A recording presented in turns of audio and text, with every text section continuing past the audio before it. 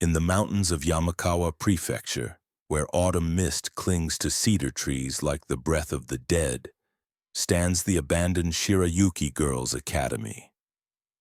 The concrete walls, once pristine white, now weep with moisture and rust, and the windows stare blindly into the valley below like the hollow sockets of a skull. They say the school was built upon an ancient burial ground where generations of daughters were laid to rest with their secrets. The locals refuse to speak of what happened there in 1987, when 16 students and 3 teachers simply vanished overnight, leaving behind only their uniforms folded neatly on their desks and a single music box playing its melancholy tune in the empty halls. But if you listen carefully on nights when the moon is hidden, you can still hear the phantom echo of wooden sandals clicking against linoleum floors and the whispered prayers of young voices reciting lessons that will never end. Yuki Matsumoto was the first to disappear. A quiet girl with eyes like winter lakes, she had always been drawn to the old music room on the 4th floor, where a century-old music box sat gathering dust on the piano. The antique had belonged to the school's founder, Madame Shirayuki, whose own daughter had died of typhus before the academy's completion. The music box, carved with delicate cherry blossoms, was said to play a lullaby that could call back the spirits of lost children. On the night of the autumn festival, when the veil between worlds grows thin, Yuki wound the music box one final time. The melody that emerged was not the sweet lullaby it had always played, but something else entirely. A song of longing so profound it seemed to tear at the fabric of reality itself. The other students found her the next morning sitting motionless before the music box, her eyes reflecting an emptiness that seemed to stretch into eternity.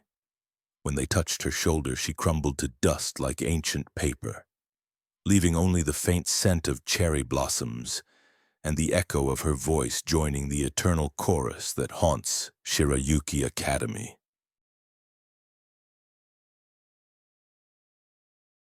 The morning after Yuki's disappearance, a new substitute teacher arrived at Shirayuki Academy. Miss Tanaka wore a surgical mask, as was common during the cold season, and her voice carried the soft politeness that all proper educators possessed. Her credentials were impeccable, her references glowing, and she seemed to understand the grief that had settled over the school like a heavy shroud. But Saiko Kimura, a precocious 7th grader with an eye for details that adults missed, noticed something unsettling about Miss Tanaka. The way she never removed her mask, even when eating in the faculty room. The way her eyes never quite focused on the person she was speaking to. And most disturbing of all, the way she would ask each student the same question with that tilting, curious tone. Watashi, kirei? Am I beautiful? The students always answered yes, of course. Miss Tanaka was beautiful. Her eyes were kind, her voice was gentle, and she moved with the grace of someone who had once been loved very much. But late one evening, when Saiko returned to retrieve her forgotten textbook, she found Miss Tanaka alone in the classroom, slowly removing her mask before the blackboard.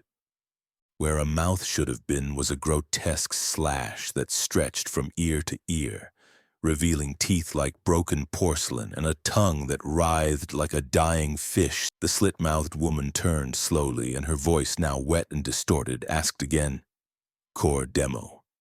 Even like this?" Saiko tried to scream, but no sound came. The yurei that wore Miss Tanaka's face smiled wider and with surgical precision began to explain the art of making children beautiful. As the classroom filled with the sound of metal against bone, Saiko's last thought was of her mother's warm embrace and how she would never feel it again. By morning, only her school bag remained, sitting neatly on her desk as if waiting for a student who would never return.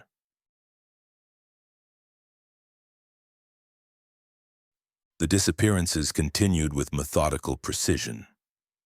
Each night, another student would simply vanish, leaving behind only the lingering impression of their presence like a photograph. Slowly fading in sunlight, The remaining girls huddled together in their dormitories, whispering prayers and clutching protective charms their grandmothers had pressed into their trembling hands. It was Michiko Watanabe who first heard the sound, a low, rhythmic vocalization that seemed to drift through the academy's halls like fog.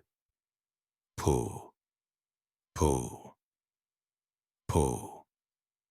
The sound was neither quite human nor animal, but something caught between worlds, searching for something it had lost long ago. At first it came only at night, barely audible above the settling of old wood and the whisper of wind through broken windows. Then the shadows began to stretch impossibly long. Students would glimpse a towering silhouette moving past the classroom windows, always just at the edge of vision. The figure was that of a woman, but wrong in every conceivable way. Too tall, too thin, moving with the unnatural gait of something that remembered being human but could no longer quite achieve it. Michiko made the mistake of looking directly at her one autumn evening while studying late in the library. Through the tall windows, she saw the woman in white standing in the courtyard, her head tilted at an angle that would have snapped a living person's neck. The entity's face was pale as moonlight, and her eyes held the accumulated sorrow of every mother who had ever lost a child. The next morning, Michiko's dormitory roommate found only an open window and bedsheets still warm with body heat. But pressed into the frost on the windowsill was the outline of a child's hand reaching upward as if grasping for something just beyond reach. The other students whispered that Michiko had been chosen, marked by Hachishaku-sama, to join the eternal procession of lost daughters who followed in her wake. As October deepened into November, the academy's staff began to change in subtle, horrifying ways. Teachers would arrive for morning assembly with their usual professional demeanor, but students noticed that their features seemed somehow incomplete. Noses that existed only in profile, mouths that appeared only when speaking, eyes that reflected light but seemed to see nothing. The transformation was gradual, like watching a photograph dissolve in developer solution. Mr. Hayashi, the elderly mathematics teacher, was the first to lose his face entirely. During a lesson on geometric proofs, he turned from the blackboard to find his students staring in mute terror at the smooth expanse of flesh where his features should have been. He continued teaching for several minutes before realizing that his voice no longer emerged from anywhere at all. The noparabo spread through the academy like a plague of forgetting. These faceless educators continued their duties with mechanical precision, their smooth visages reflecting the fluorescent lights like polished stones. They would call roll to students who were no longer there, teach lessons to empty desks, and grade papers written in handwriting that grew fainter with each passing day. Kazuko Sato, one of the few remaining students, discovered the truth when she visited the faculty lounge seeking help. Inside, she found the entire teaching staff seated around a long table, their blank faces turned toward her in perfect synchronization. Without features to betray emotion, their attention felt like being studied by a collection of pale mirrors. When they spoke in unison, their voices seemed to emerge from the walls themselves. Welcome to the eternal lesson. Class is now in session.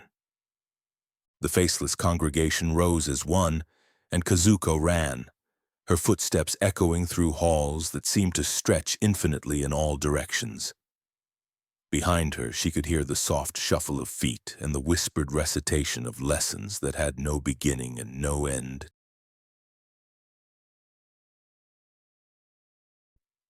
In the depths of Shirayuki Academy, where the basement levels descend far deeper than any architectural plan had ever indicated, the original music box continues to play its haunted lullaby. The melody drifts through ventilation shafts and seeps through cracks in the foundation, calling to every lost spirit that has ever known the sorrow of an unfinished life.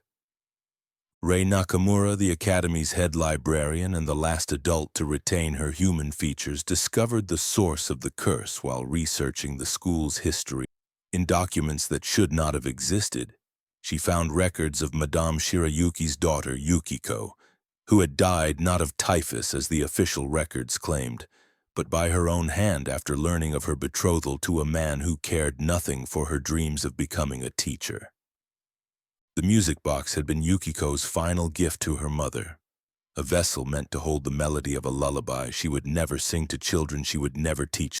But grief and rage had twisted the offering into something else entirely, a receptacle for every young woman's unfulfilled potential, every dream cut short by tradition and expectation. As Rei read the final entry in Yukiko's diary, the music box's song grew louder, and she began to understand the true nature of the curse. The academy was not built upon a burial ground. It was a burial ground, a place where the spirits of lost daughters came to learn the lessons they had been denied in life. Each student who vanished became part of the eternal classroom, their yurei adding its voice to the chorus of the forgotten. The music box demanded completion of the circle, the final verse of a song that had been playing for over a century. And as Rei felt her own features beginning to soften and blur, she realized with crystalline clarity that she had been chosen to conduct the final movement.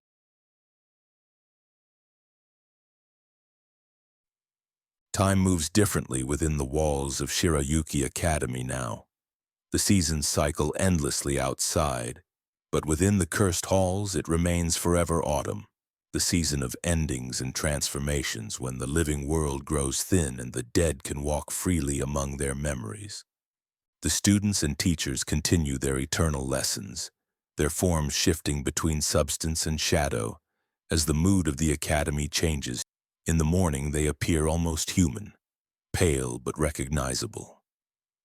By evening they have become the creatures of traditional warning, yurei in white funeral garments with long black hair that streams like water, Nopara bow whose smooth faces reflect the fluorescent lights, and the towering figure of Hachishaku-sama who walks the perimeter of the school grounds, forever searching for new students to join her collections. The music box plays on, its melody now accompanied by a full orchestra of the damned.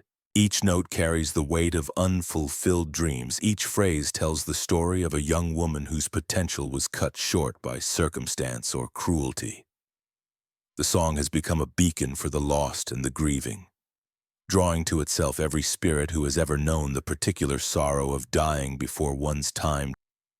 Visitors to the valley below sometimes report seeing lights in the academy's windows on moonless nights, and hearing the faint sound of children singing in languages that seem older than memory. The local authorities have long since given up trying to explain the phenomenon. They post warnings at the mountain roads, turn away curious tourists, and pretend not to notice when another missing person report matches the description of someone who was seen heading toward the academy after dark. For Shirayuki Academy serves a purpose now beyond the mere education of the living. It has become a place of completion, where the stories that were cut short can finally reach their intended endings. The curse will continue until every lost daughter has had her chance to learn, to grow, to become what she was meant to be in life. And perhaps, though none dare speak this hope aloud, until the music box finally finds a melody sweet enough to heal the wounds it was born from, and the Eternal Academy can at last graduate its students into whatever peace awaits beyond the veil. Until that day, the lessons continue and the music plays on and autumn lingers forever in the halls of the forgotten.